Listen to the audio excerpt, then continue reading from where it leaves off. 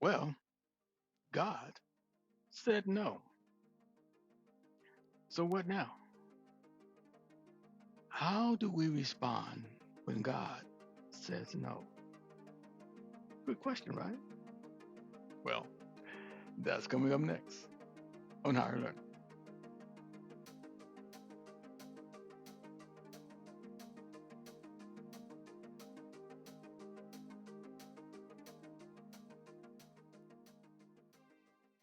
God said no. And now you're trying to understand what is next.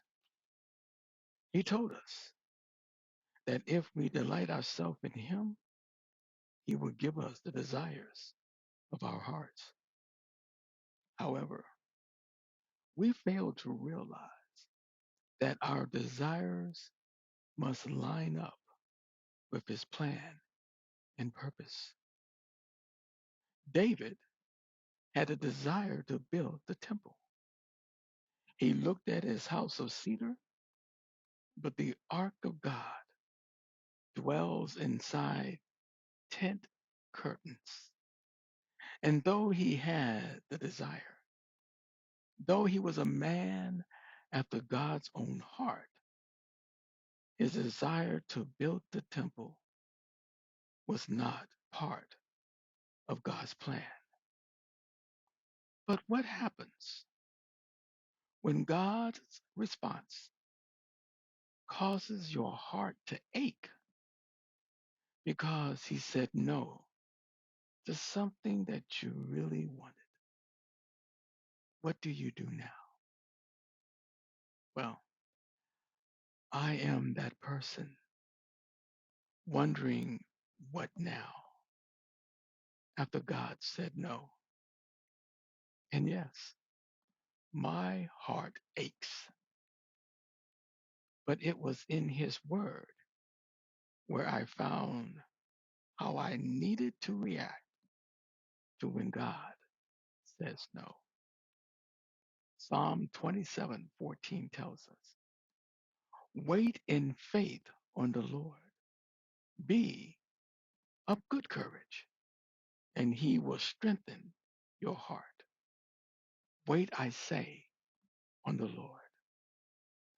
Wait in faith on the Lord is when I put my trust in the Lord, fully understanding that his decisions are always the right decisions.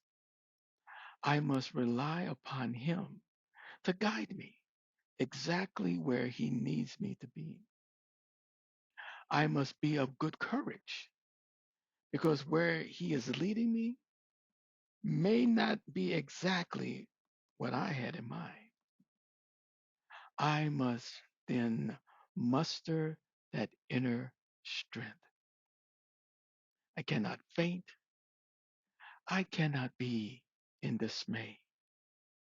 For my hope is in the one who knows me better than myself.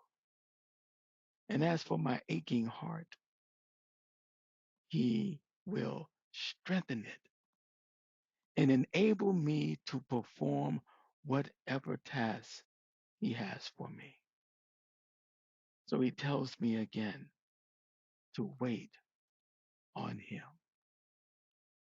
God is fully aware of all of our desires. He knows our hearts. And though it is no right now, does not mean no forever. Yes, waiting is never easy.